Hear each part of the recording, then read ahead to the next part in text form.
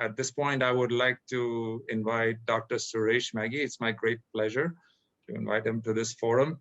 Dr. Magge is the current medical director of pediatric neurosurgery at CHOC. He just joined us in Southern California. Prior to this, he did his residency from UPenn and a fellowship in pediatric neurosurgery from Boston Children's. So we are really pleased to have him here. He'll be talking to us today about his specialty, which is management, especially minimal invasive surgery in pediatric craniosynostosis, and briefly touching on, if we have time, in plagiocephaly and other cranial anomalies. Dr. Magge. So thank you very much, and I really appreciate the chance to speak to you all today. So my name is Suresh Magge. I'm the new division chief at CHOC Children's in Orange County, and I'm also at UC Irvine Department of Neurosurgery. So thank you very much. I do have a lot of patient pictures, which were taken with permission of the parents. So today I'm just going to talk, it's a little bit of a whirlwind in neurosurgery, but my emphasis are going to be two topics that are near and dear to me. And in particular, I'm going to focus on head shape anomalies. And I want to talk about things that you see a lot in the office, which are, I'm sure you see a lot more positional plagiocephaly. So I was going to talk about that and then get into craniosynostosis. And first, I was going to talk a little bit about myself, where I come from, and then a few of my neurosurgical interests before we jump into plagiocephaly and craniosynostosis. So who am I? I grew up in Ohio, in Cincinnati, and unfortunately, I'm still a Bengals fan, even though they can't seem to win. I'm a Reds fan. They're doing okay. I trained at UPenn and then at Boston Children's for my fellowship. For the last 11 years, I was at Children's National Hospital in Washington, D.C. and George Washington University, where I was a fellowship director in pediatric neurosurgery. And then October of this past year, my family and I moved out here to Orange County, and we're definitely enjoying the weather out here. It's super nice. And my kids, I have two boys, they're 8 and 5 now, and they definitely like the warm weather here. You can see, I don't know, can you see my arrow here? Is it visible on your screen? Yes, it is visible. Okay, great. So my son's already measuring head circumferences here. So I have a few different interests in neurosurgery. So at CHOC, we do cover all the different aspects of neurosurgery: epilepsy, tumors, vascular. I have a few interests, interests that I've sort of in my career have done a little bit more research in. And so I'm going to talk about that a little bit and then launch into head shape anomalies. So a couple of my interests that I focused on are brain tumors, pediatric vascular, so AVMs and moya moya, and then head shape anomalies. This is a little bit about some representative tumors that we see in kids. One type, of course, are craniopharyngiomas. Craniopharyngiomas are technically benign tumors of the suprasellar space. This is an example of one. You can see it's a big solid mass that has calcifications in it and a big cyst that goes back in the third ventricle and then pushes on the brainstem. There are different treatments that one can do, and it depends on where it is, what kind of symptoms it's causing. For this, I elected to do an open surgical resection where I took out the whole tumor, and you can see postoperatively it's resected. These kids, so technically this is a benign tumor by pathology, but it's in an area where when you take it out, you do have to take out the pituitary stalk. So they generally have panhypopituitarism after surgery. And it's something that you have to prepare them for and the family for. There are other options, sometimes depending on the size, sometimes you can use radiosurgery, gamma knife. It all depends on the size, if it's cystic, and other factors. We can also sometimes go through the nose or transnasal approach, through an endoscopic transnasal approach. That's another option. The bottom tumor is an example of a medulloblastoma, one of the more common tumors we see in kids. This child is one of the first patients that I treated when I came here to Orange County.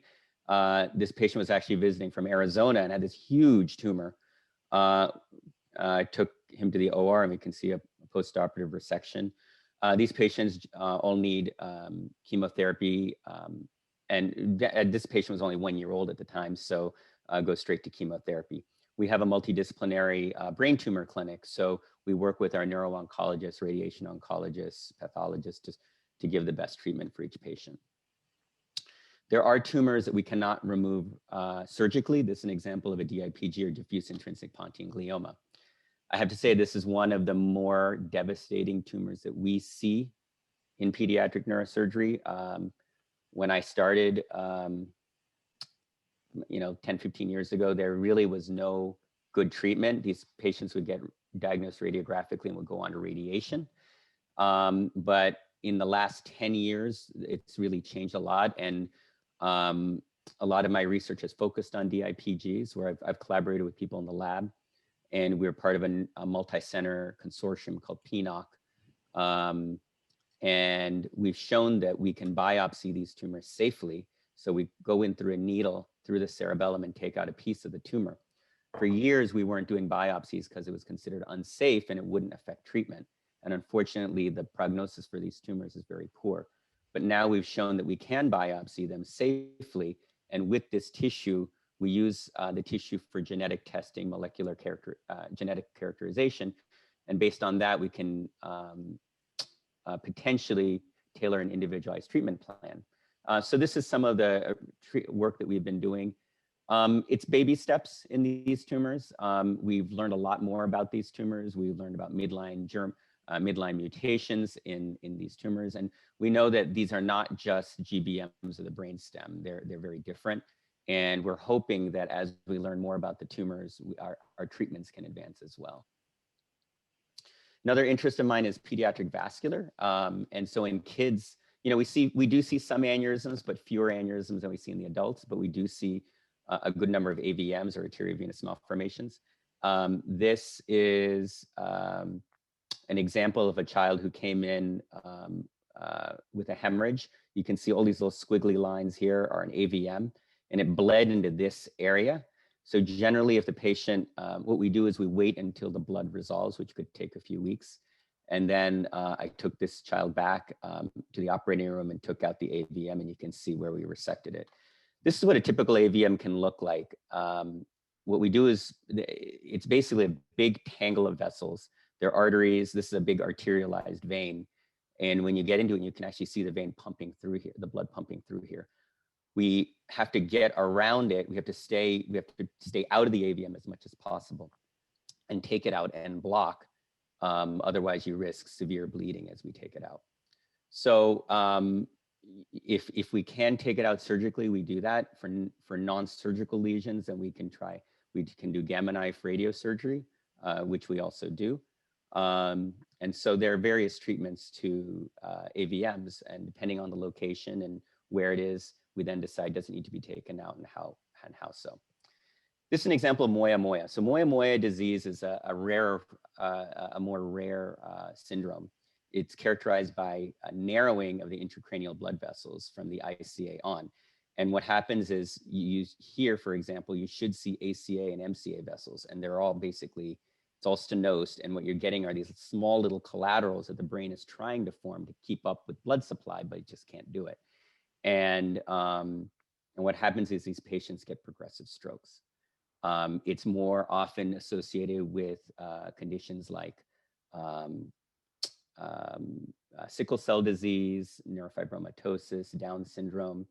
And so what we can do, there are different types of revascularization procedures that we can do. There's indirect and direct. In kids, more often we do indirect bypasses, where we take a vessel, this superficial temporal artery, and which lays right under the scalp, isolate it, and then we do a craniotomy and we put the vessel down on the brain and keep it in continuity. And then we put the skull back over it.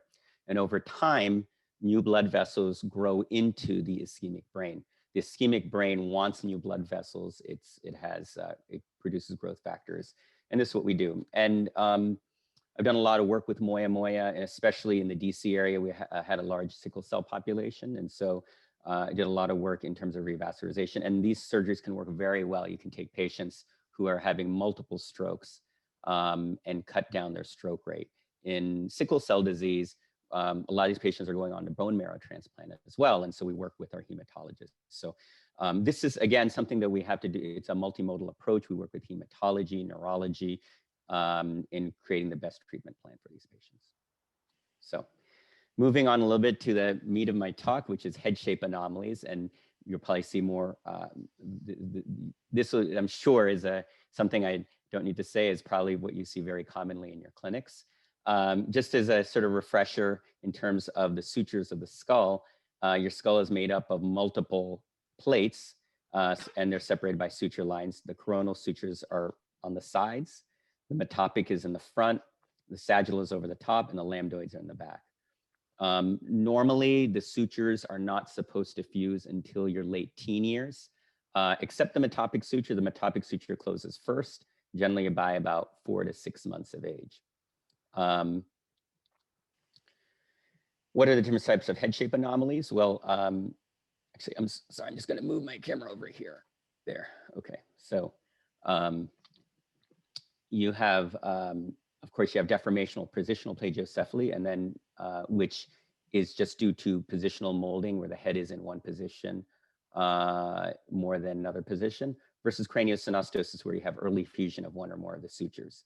And you can have flattening or bossing depending on where the flatness is. So, for example, in the most common deformational plagiocephaly, you get one side of the occipital skull flat. And it's generally because of the baby laying on that side. It could be because of torticollis. You know, they have a neck stiffness and they lay on one side more than another. Or they're in a car seat for too long or whatnot. How do you distinguish posterior positional plagiocephaly versus lambdoid synostosis? So when you see a head like this, 99% of the time, it's going to be deformational plagiocephaly. Now,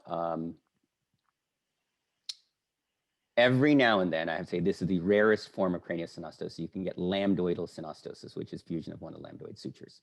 And you also get flatness in the back of the head. The difference is that with deformational plagiocephaly, you can just imagine the head is like a trapezoid. So you get, you get that, the back of the head being pushed forward, that same ear getting pushed forward, and that that same ipsilateral frontal area getting pushed forward, so they can get frontal bossing. You may not have all of those at one time, but the more severe the flattening, the more you get. Now, in lambdoidal synostosis, that ear does not necessarily get pushed forward. That ear actually goes inferiorly.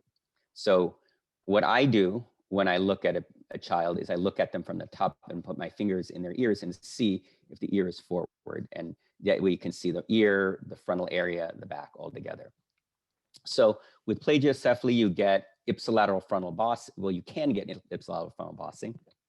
The cheek can be more full, anterior displacement of that same ear, and the chin can get pushed can sort of point to the other side. And the mechanism, as you all know, it's limited head rotation, flat surface, rapid skull growth, and you can get flatness. And the head is like a pumpkin. You put a pumpkin on one side, and that area will get flat. In this case, you have a little bit of brachycephaly. Instead of the head getting flat on one side, it gets flat all the way on the back because they're on the back of their head for too long. It's the same idea, it's just more evenly flat. As you all know, Back to Sleep campaign started in '92. And of course, with that, we recommend supine position for sleeping infants to reduce the SIDS rate. Before that, the prevalence of plagiocephaly was quite low, but after that, it's increased significantly. How do you measure plagiocephaly? You can measure it qualitatively or quantitatively. But the thing is, how do you measure quantitatively? I'll talk about that in a second. Risk factors include male gender, low gestational age. So kids who spend a lot of time in the NICU naturally may spend more time on one side, but NICUs have done a really good job of taking measures to limit the degree of plagiocephaly. And then kids can have torticollis or a head turning preference, which can predispose one side of the head to get flat more than another. What is the natural history? There have been papers written about this. In the end, it's not totally clear. Most infants do receive physical therapy and repositioning, and you can see a improvement in many of them by age 2, but severe cases are less likely to improve. What about molding helmets? I think molding helmets can help in more severe cases. I think little effect on development. There's really no class 1 data on helmets. It's more class 2 to class 4 studies, but there is a lot of commercial bias. The literature is conflicting. There was a British Medical Journal paper that I'm sure most of you know about that showed there's no significant difference in the helmeting group versus the conservative group. But I do think that in this, they did include a lot of very mildly affected patients. And so they may not have had a big difference. Then our neurosurgical group, put out a guideline saying that they do recommend helmet therapy for moderate to severe plagiocephaly. So what do you believe?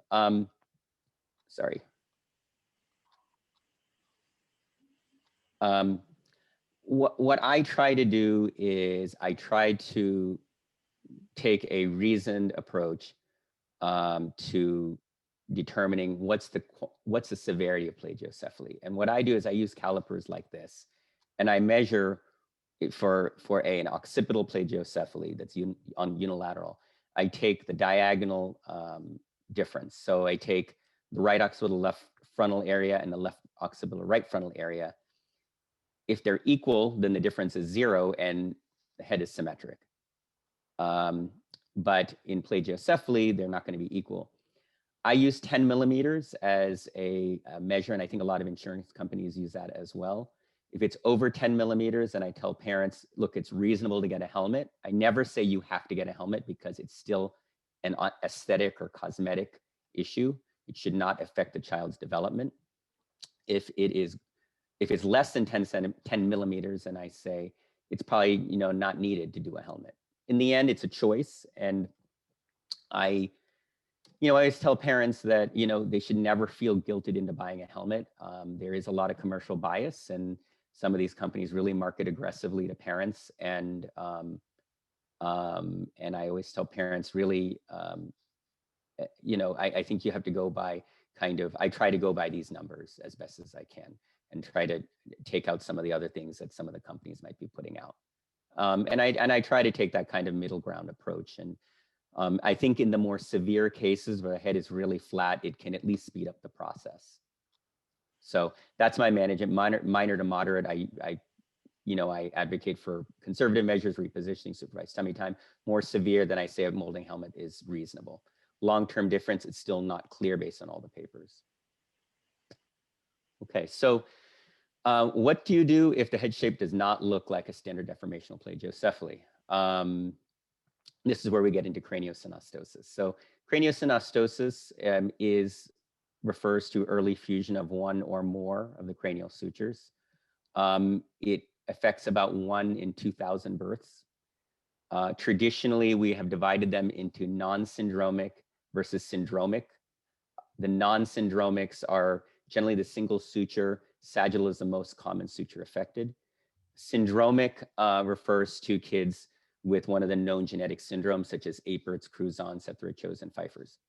Many of them are associated with an FGFR mutation. Now, I think syndromic and non-syndromic are sort of old terms that we do still use, but we are finding that more and more there are some genetic mutations associated with these single suture, like sagittal synostosis. We do have families. I have families that have multiple kids with craniosynostosis. So there are genetic mutations even when we call it non-syndromic, and we're still working that out. I was going to go through each of the main suture types and kind of show the different shapes and then how we treat them.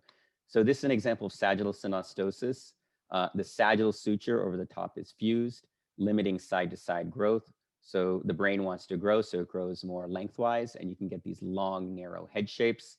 You can get the frontal bossing in the back and the pointiness, frontal bossing in the front and pointiness in the back.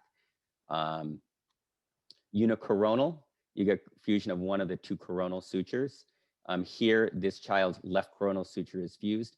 It causes flatness of the ipsilateral forehead. And then the nose gets twisted to the other side. So you can see this side is flat, the eyebrow gets pulled up, and the bridge of the nose gets twisted. And this is metopic. And the metopic is causes that wedge forehead. So the suture over your forehead fuses early. Now, you have to distinguish this from just a simple metopic ridge. A lot of people, when they fuse their metopic suture, and again, this is the earliest to fuse, generally around 6 months. A lot of people have a ridge, just an external ridge that forms over the forehead.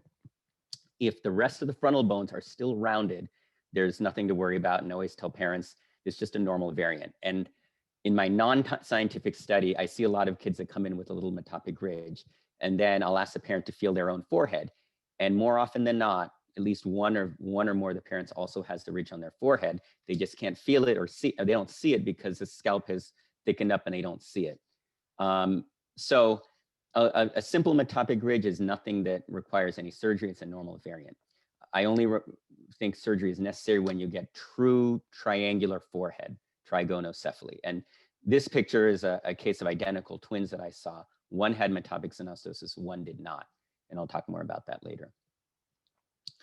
This is a kid with multi-suture synostosis. When you get multiple sutures, you're generally dealing with one of the genetic syndromes. And they often have a microcephalic head and they can often require multiple surgeries. Why do we treat? One is the aesthetic deformity. Of course, I hate to say it's cosmetic because, it is associated with psychosocial issues as these kids grow up. And then there is a risk of increased intracranial pressure. The papers vary. A lot of papers say somewhere between 15 to 20% incidence of increased ICP as these kids grow. There's a paper out of England that showed up to 44% can have increased ICP several years down the line. So these are reasons why we treat craniosynostosis.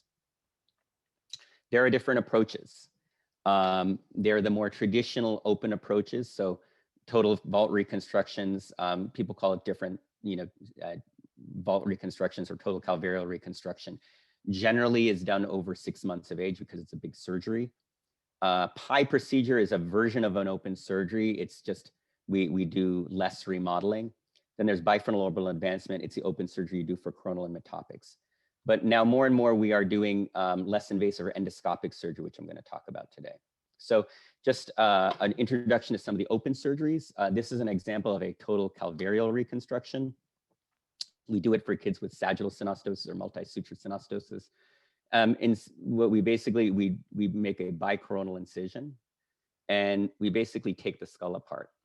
This is a surgery that we do with plastic surgery. So plastic surgery, neurosurgery will work together in a multidisciplinary approach.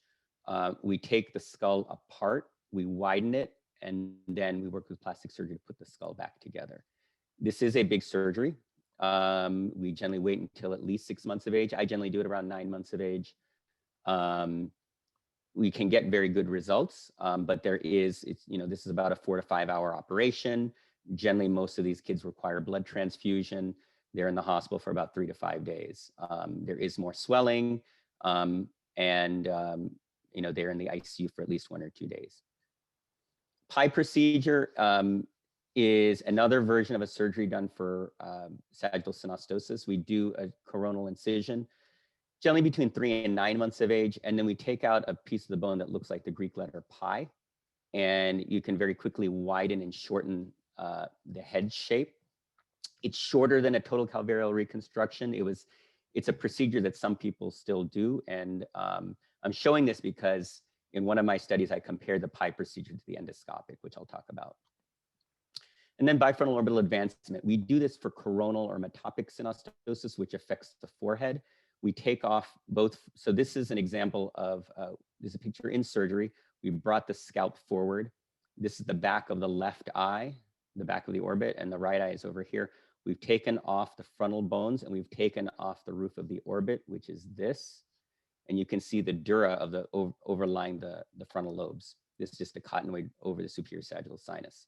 We then bring the frontal bone. Now, in the case of metopic synostosis, the frontal bones are really triangular. So we reshape them with plastic surgery and we put it back together and we advance the skull forward to correct the forehead shape. So in all of those open surgeries, what we are doing is actively taking the skull apart, reshaping it with plastic surgery and putting it back together. In the past 10, 15 years though,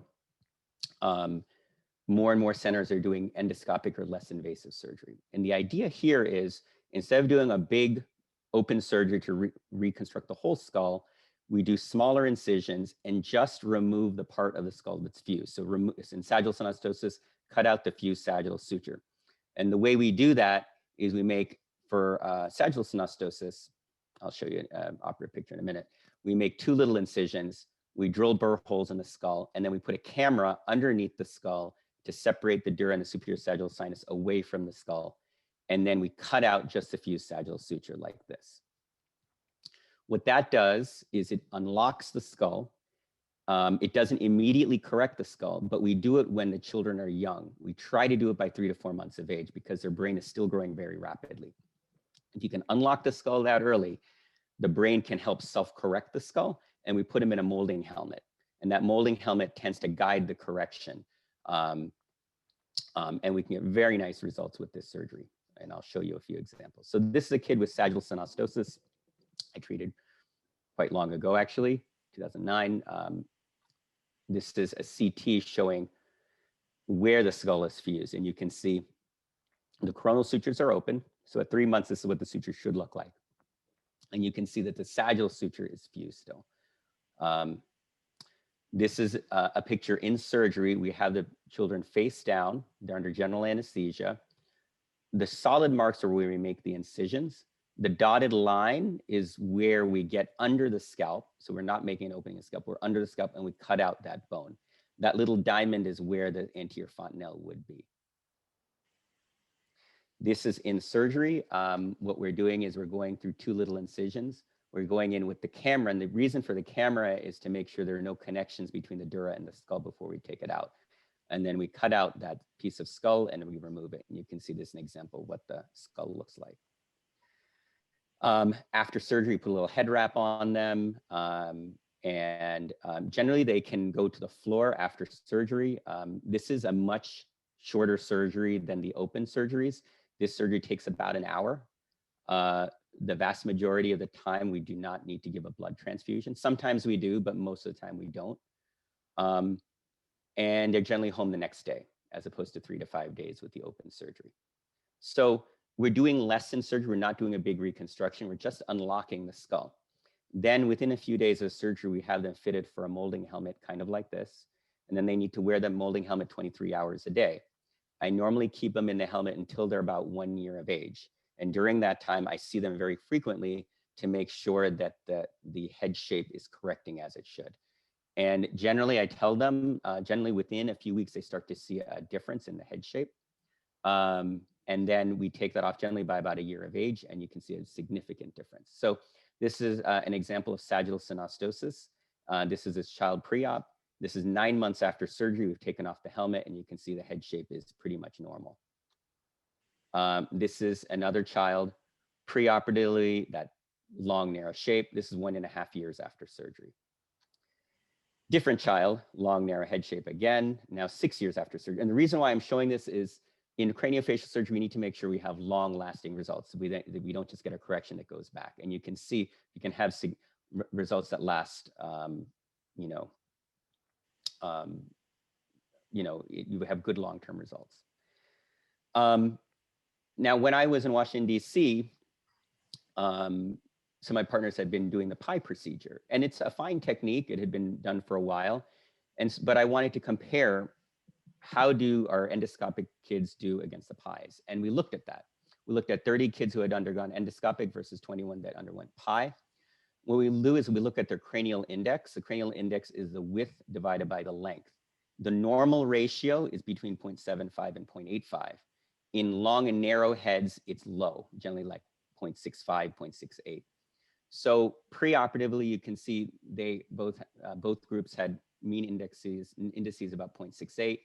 The PI group improved about 0.72. The endoscopic group improved to 0.77, which is in the normal range, and that was statistically significant. And we published that a couple of years ago. And so this is just to show that you can get really good results with the endoscopic surgery. This is an example of a brother-sister. The brother was treated before I came with the PI surgery.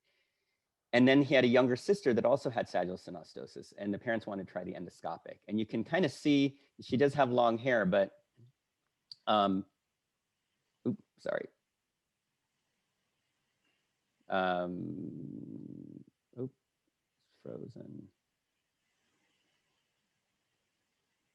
Okay, you can see the long scar that the kid with the PI had. And you can just see the difference in head shape. And I think the parents were pretty happy with the endoscopic surgery. I mentioned to you cranial index as a method of measuring shape. We're now looking at more sophisticated ways of looking at shape. One example is using a 3D camera. So we have 3D cameras that are available to take photos. And what we are doing is volumetric analysis of head shape. And you can see where green is normal head shape, red is bossed out, and blue is narrow. And you can see this is an example of 3 different patients. Preoperatively, you see all the abnormalities in skull shape, whereas post-op, the head shape is corrected to a very normal shape in the green, and you can see on 3 different patients. And so these are ways we're looking at better ways of evaluating head shape in these kids with craniosynostosis. Moving on to unicoronal synostosis. This is a child with unicoronal, and you can see so the typical findings in unicoronal are flatness on the ipsilateral side of the forehead. When you look at them from the front, they have that harlequin eye appearance where the eyebrow looks like it's swept back.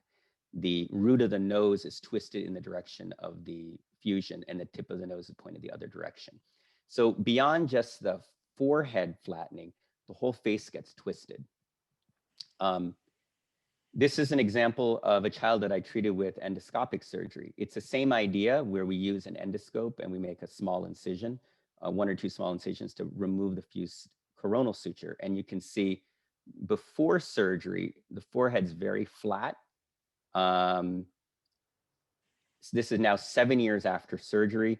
Forehead is very normal in shape. The eyes are aligned, the nose is straight. Whereas here, he's a little bit tilted, but the nose was twisted to one side, and the eyes, there's a vertical dystopia.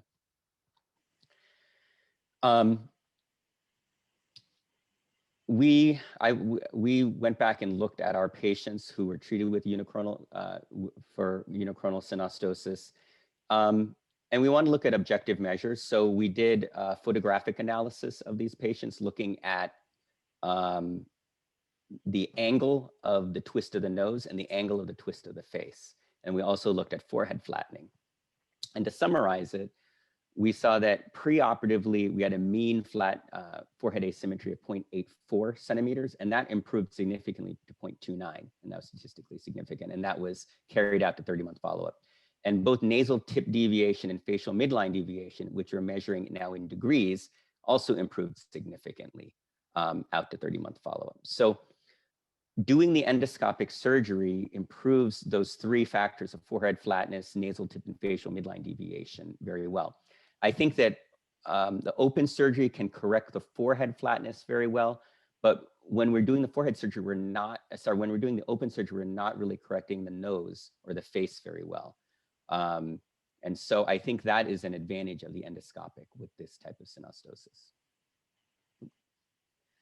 And the last type of synostosis I'm going to talk about is metopic. It's the 3rd most common, and for the gold standard has been the bifrontal orbital advancement. This is an example of a child with pretty severe trigonocephaly. You can see that ridge in the forehead. You can see the sides really narrowed out. When we do endoscopic surgery, it's the same idea as with the others, but here I make a small incision right over the midline, right behind the hairline. I get in there with the scope and then cut out just that ridge. But the trick here is getting down to that nasofrontal suture and making sure we get all the way down and then basically unlocking the two frontal bones. How do you measure trigonocephaly? So, this is something where, you can look at a child's head and be like, well, it's narrow or it's not narrow. How do you sort of objectively say if the results are good or not? And so we look back at our series of endoscopic surgeries to see, did their forehead really correct? And so we use something called the interfrontal divergence angle, which is an angle proposed in a paper by one of my colleagues. And it's a reproducible method of looking at that forehead angle. And we found that in our kids that we treated with the endoscopic surgery, their preoperative angle improved significantly once we completed treatment. So preoperatively, these kids had a mean angle of 118 degrees, which qualifies as a pretty severe trigonocephaly. And it improved at the point when we removed the helmet to 135 degrees, and it stayed that way at last follow-up. So this was a statistically significant improvement, something we published a little while ago in Child's Nervous System. Here is an example. I think I mentioned that a while ago I had a set of twins, and they're identical twins. We actually tested them. They're genetically identical. One child had Metopic synostosis, the other did not. Of course, this poses a lot of other questions as to, so is it environment, is it genetic? And earlier on, I was saying that there are genetic factors that play into this, but this example would say that there are other factors. And so is it environment? Could there be crowding? Some people hypothesize that, especially in twins, there's crowding in the womb, and potentially that crowding can cause, the sutures to push up together.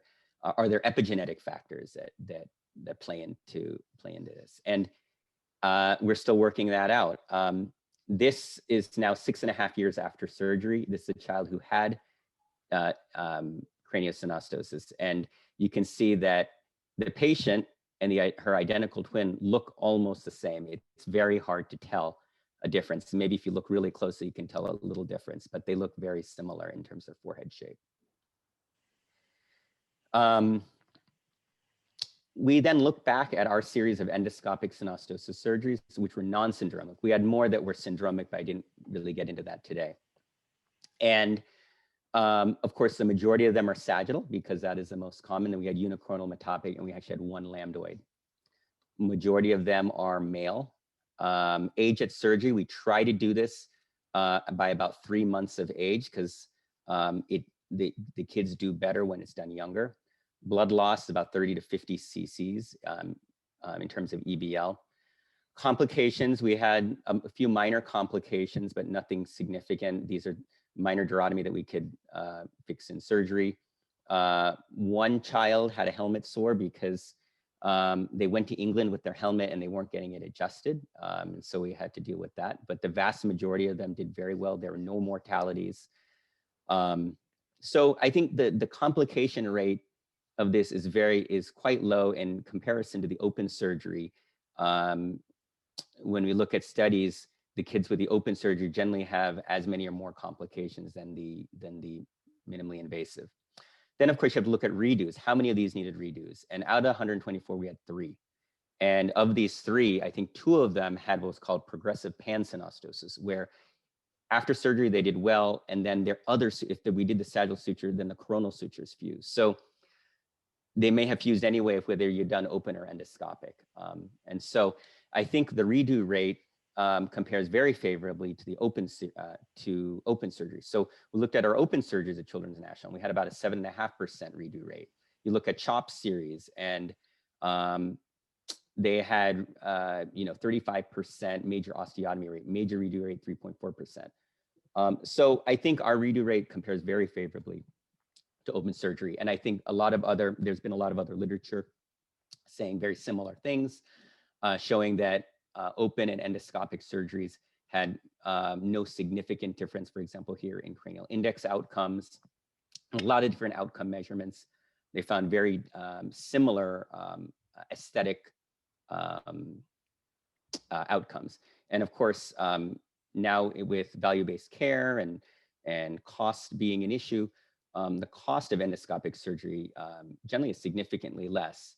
We looked at our cost, and even when you include helmet costs, it's about half the cost of an open vault reconstruction, because these patients don't necessarily need to go to the ICU. Their hospital stay is significantly shorter. Excuse me, sorry. There have been a number of multi-center or meta-analyses looking at perioperative outcomes in these patients. And pretty much in all of them, they show decreased blood loss, decreased transfusion rate, decreased surgery time, length of stay in the endoscopic versus the open surgeries, just because it is a shorter surgery and we're just not doing as big of a reconstruction. A big topic in craniofacial, of course, is cognitive outcomes. If you look at all comers, there is a higher incidence of developmental delays in kids with craniosynostoses. It's always something hard to talk to families about because a lot of kids do really well. And, you know, we have kids who have very normal, go to normal schooling. You know, I had, you know, a medical student that I was giving a lecture to, and he got up and he talked about how he had craniosynostosis surgery when he was a kid. But there is a higher incidence of learning issues that has been shown in multiple neurocognitive papers. So we actually started when I was at Children's National, I started a multi-center trial with Children's National and Washington University in St. Louis, and now CHOC is going to be part of it. And we're looking at the long-term aesthetic and cognitive outcomes in these patients. So this is ongoing, and we're comparing both the open versus the endoscopic surgeries to see if there's a difference between these kids. So kind of to wrap this up, just a few take-home points. Going back to plagiocephaly, it can be treated either conservatively or with a helmet. And we try to use objective measure to determine the degree of head deformity. We actually have a plagiocephaly clinic at CHOC every Friday. So if you have patients that you're not sure about, or you want another opinion, or you just want, you know, someone else to, if you want someone, you know, another opinion to take a look, we're happy to see them. We do both caliper measurements, and we also have a laser scanner to check, and then we can talk to the parents about whether or not they want to do helmeting. Craniosynostosis, we can treat with surgery, of course, both their open and endoscopic approaches. Both are effective. And I think when you talk about this topic, it's important to be able to offer both options, so you can talk from you're not coming at it from an only open approach or an only an endoscopic approach. And that's why I think it's so you can kind of come at it with what are the objective measures for each child. And so we have a multidisciplinary clinic. We have plastic surgery, neurosurgery, OMFS surgery, genetics. And so we can have all of the specialties look at each child, both preoperatively and in follow-up, because I believe that we need to follow these kids long-term, at least into, you know, at least into early teen years, to see how they do over the long term. But, you know, endoscopic approach really offers an excellent option for repair. And I think the main factor here is age. So if we can see them early, we get best results with endoscopic surgery when we are diagnosing them early enough. And I would say I try to do the surgery by 3 to 4 months of age endoscopically. It depends though. On milder cases, I'll do it out to 6 months, depending on the type. If it's a mild sagittal, I might do that at 6 months because they respond very well. For unicornal metopic, I try to do it by 3 to 4 months of age. But it is very important to have a multidisciplinary approach to evaluate each child and what is the best treatment. If a kid comes at 9 months of age and, you know, they have unicoronal, then I would say you're going to get a better result with open surgery. So I think early diagnosis really is important. So, and in terms of giving all the options for these kids. So thank you very much, and welcome for any questions.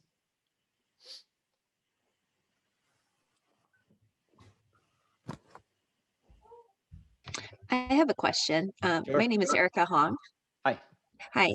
I saw a 5-week-old for the first time, and the anterior fontanelle was barely palpable, but the head shape was normal. And Mhm. so I wasn't sure if that's something I need to work up, for instance, a CAT scan, or just monitor the head circumference. Head circumference, I believe, was about 70%. Right, right. Yeah, the fontanelle, I'd say, while the vast majority, we always like to think the fontanelle staying open until, you know, they often close at about a year of age, but I find it's highly variable. I'd say that, sometimes I see them closed by about 4 months of age. Sometimes they'll be open till 18 months of age. Now, 5 weeks is a little on the early side.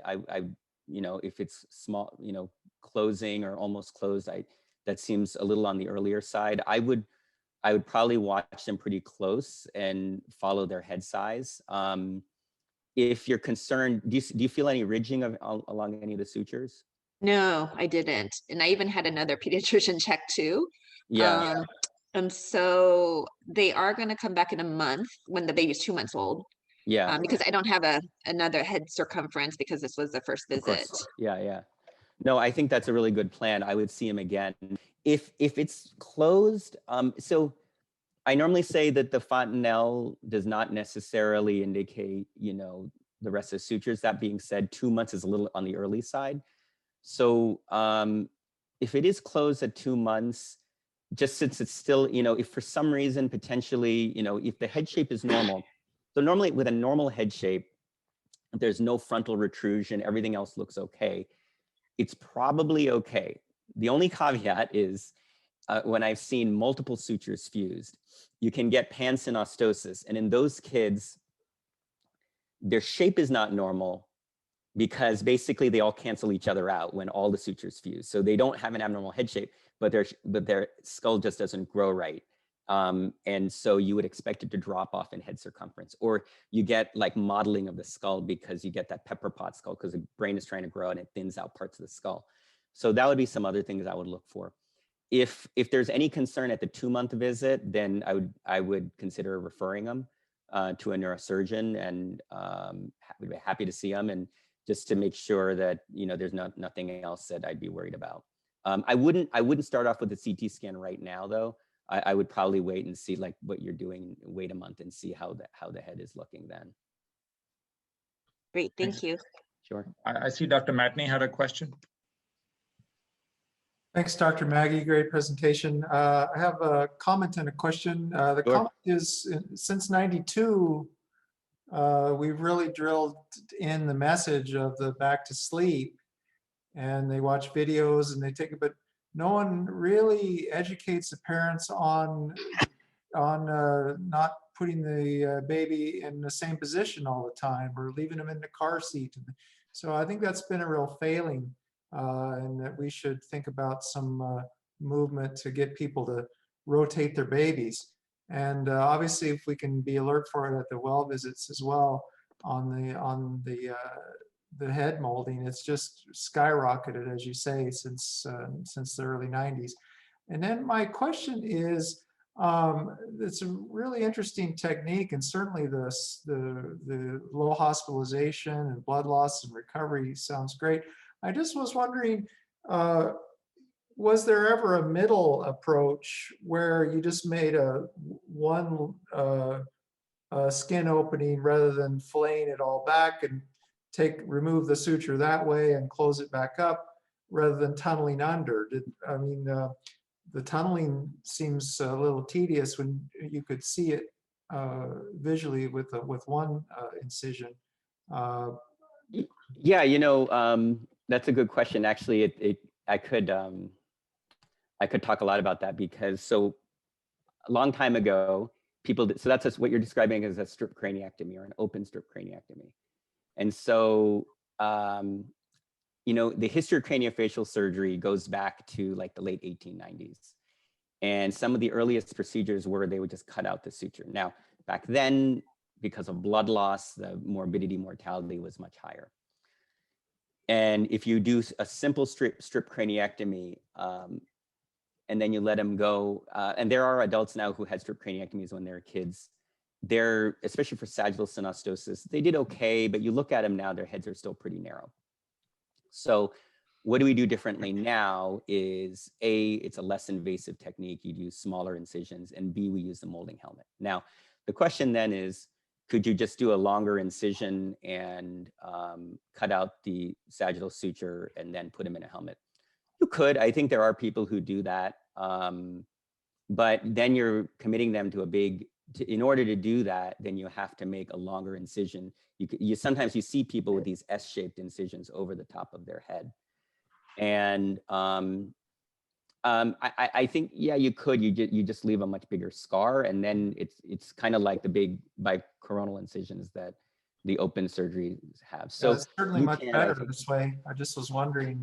Oh yeah. No, you can. I think the nice thing about the endoscopic is we can use these small incisions, and with the camera and stuff, it's generally a pretty quick operation. It's not, we can get in there and we try. The other thing is we want to try the other thing you want to try to do is not disrupt the other sutures as well, and try to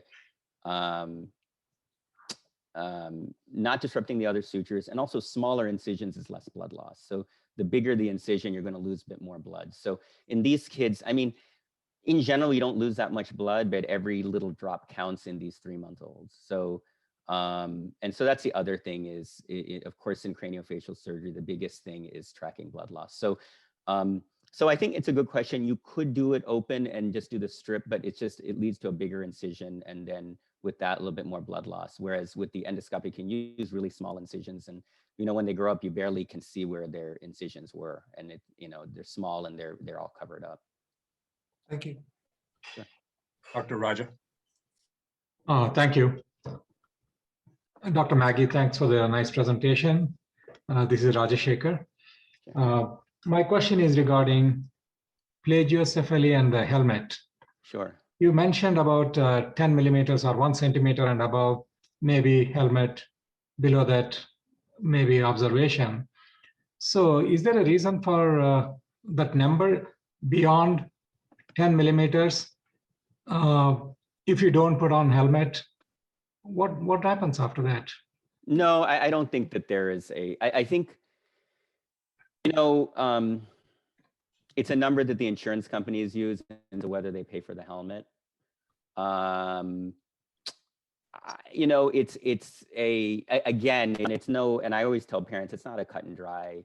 It's just that, when parents come in for plagiocephaly evaluation, and if they come in very young, if the kid's only 3 months, I use the caliper so I have some objective number to go by, because sometimes you can go, oh yeah, it looks or not severe just by looking at it, but at least this way, I think gives the parents a little more, okay, this number, we can follow it. My general approach for it is, when the parents come in, I'll take measurements and see, if it's, 5 or 6 millimeter difference, I'd say it's probably, you just do conservative measures. If it's, more than 10 millimeters, I'd say, okay, you can consider a helmet. Again, you don't have to do it, but it's at a point where I would consider it on the more severe end. Now, age for helmet. Generally, I say the better time to start a helmet age. If they're 2, 3, 4 months of age, I'd say you're still too young. I would wait until, 7 months of age or so. And so if they're really young, I can take measurements, and then I can at least track that number. And then if they come back a few months later and their number is better, then at least it's something to go by to tell the parents. And I feel the parents kind of just like that, there's some objective number by. The other way is to have the parents take pictures of the head from the top.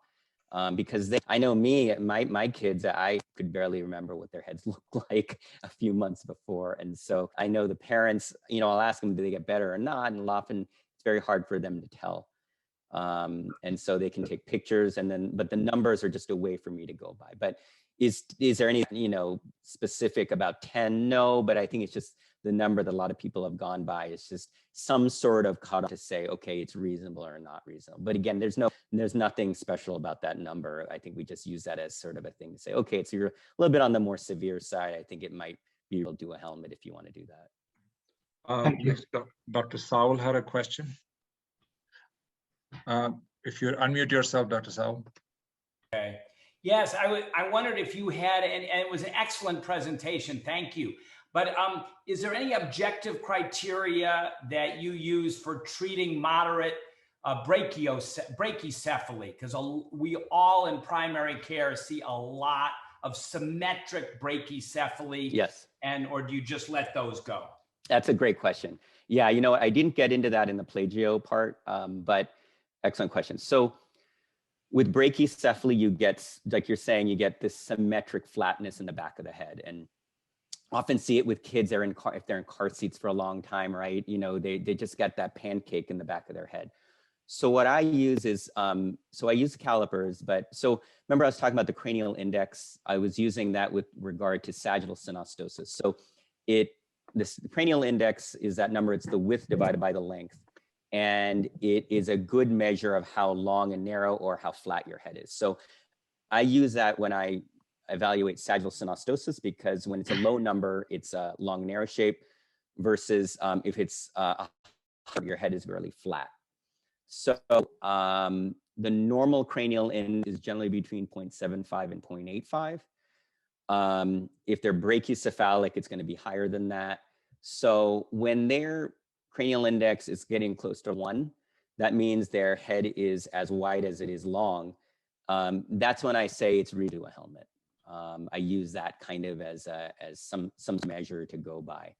And you know, the thing is with brachycephaly, I think helmets can help. I think that they hurt in when it's asymmetric plagiocephaly. I think brachycephaly, you know, what it does is the helmets have to hold sides, and then the back has to grow out.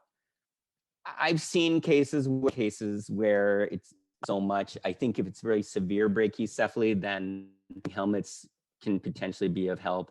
When it's just mild brachycephaly, I don't think a helmet's going to do much, just in my opinion. But yeah, that's kind of what I go by in terms of objective numbers. Thanks. Are there other questions? I'm just going through my list. And Dr. Christine Tang had a question. What are the other craniofacial centers we have in our chapter? I'm only familiar with the ones in Los Angeles.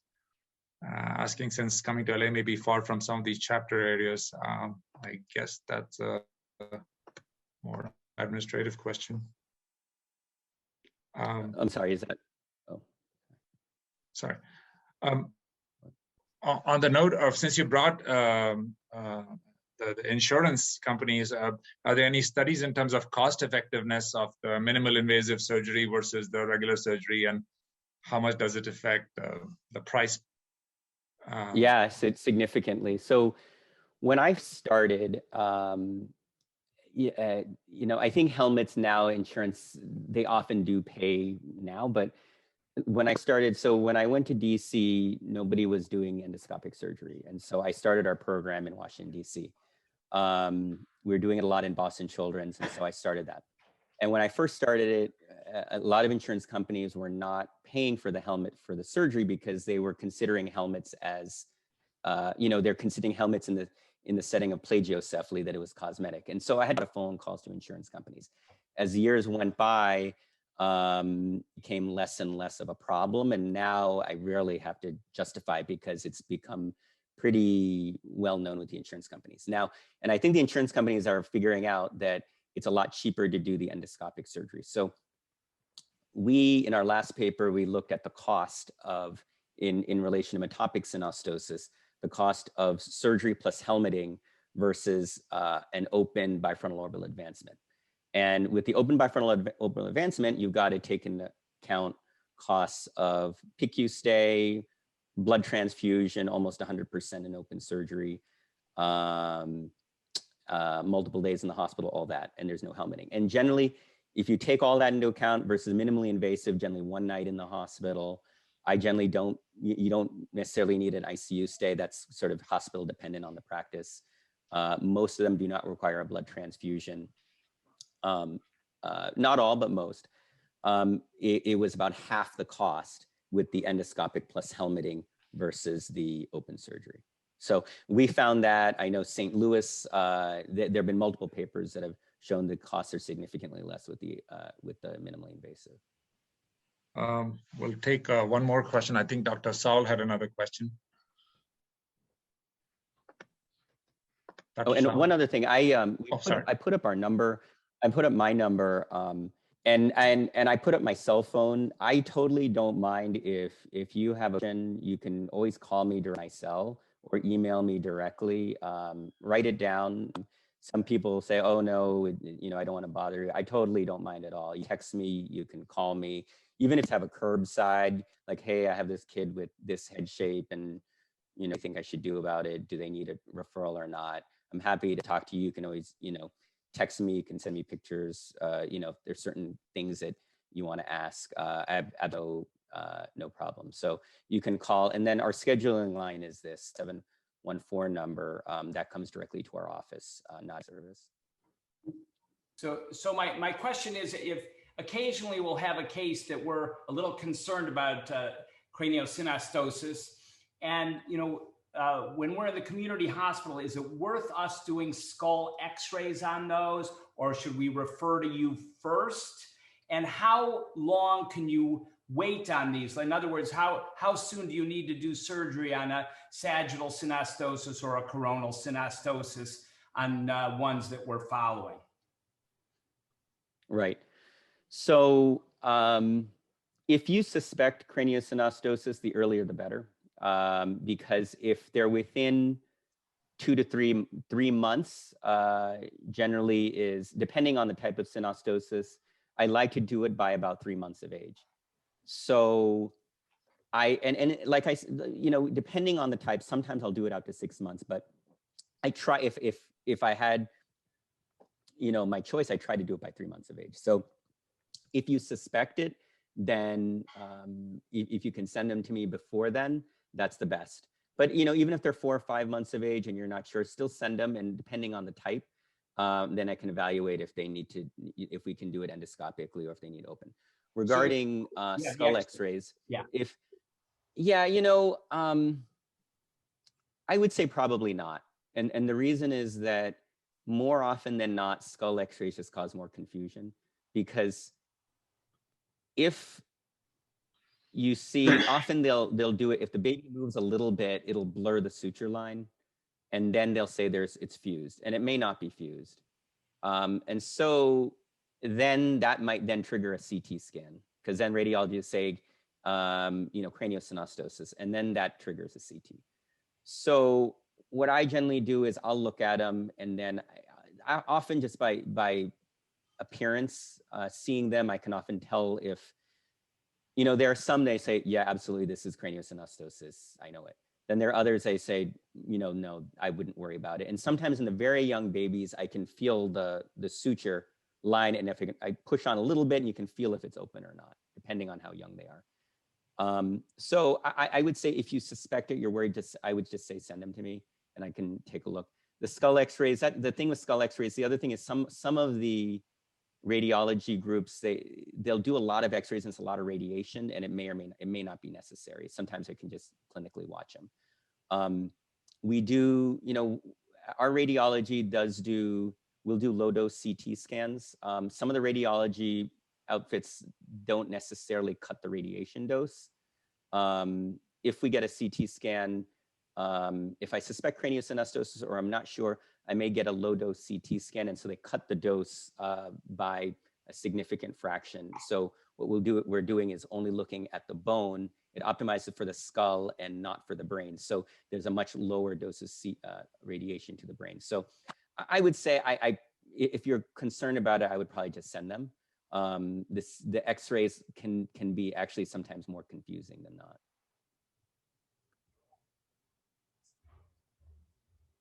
I think that was a very informative talk.